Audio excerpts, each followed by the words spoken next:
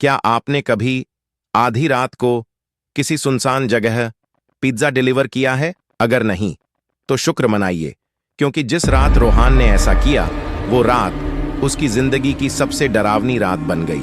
यह कहानी एक पिज्जा डिलीवरी बॉय रोहन के साथ घटी सच्ची घटना पर आधारित है। वो एक शांत, सीधा लड़का था जो कॉलेज टाइम में पार्ट टाइम नौकरी करता था।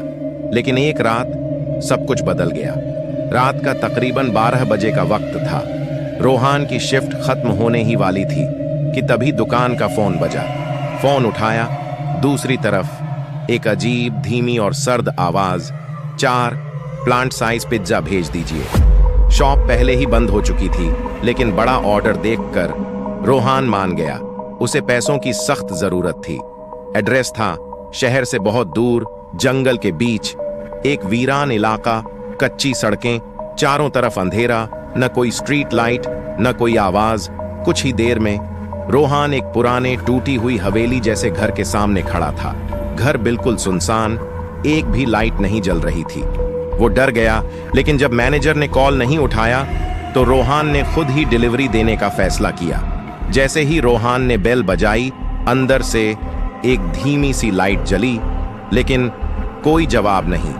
फिर एक बिल्ली हॉल से निकलकर एक रूम की ओर भागी और उसी के साथ लाइट। टीवी अपने आप ऑन हो गई। टीवी पर बच्चों की हंसी, शैतानी आवाजें। रोहान अंदर गया। वहां 2 छोटी लड़कियां थीं, अजीब सी, शांत और टकटकी लगाए रोहान को घूर रही थीं। रोहान ने पूछा, घर में कोई बड़ा है? लड़कियां कुछ नहीं बोलीं, बस दरवाजे की ओर इशारा किया। रोहान ने जैसे ही पलटकर दरवाजे की ओर देखा, एक औरत का काला साया उसके सामने खड़ा था। रोहान के हाथ से पिज्जा गिर गया। वो भागा, बाइक स्टार्ट की, लेकिन बाइक बंद हो गई, पंचर। पसीने से तर, कांपता हुआ उसने फोन उठाया और पुलिस को कॉल किया। पुलिस का इंतजार करते हुए रोहान ने पीछे देखा। बाइक के मिरर में वही औरत और दोनों लड़कियां उसके पीछे खड़ी थीं। अब वो तीनों धीरे धीरे उसकी ओर बढ़ रही थीं। रोहान डर के मारे जंगल की तरफ दौड़ पड़ा। कई मिनटों की दौड़ के बाद रोहान एक पेड़ के पीछे छिप गया। पुलिस सायरन की आवाज आई। वो हिम्मत जुटाकर अपनी बाइक की ओर भागा। पुलिस उसे मिल गई और उसके साथ उस घर तक गई, लेकिन घर में सिर्फ एक जंगली बिल्ली मिली। अगली सुबह उसे पता चला वो घर 3 साल से वीरान था।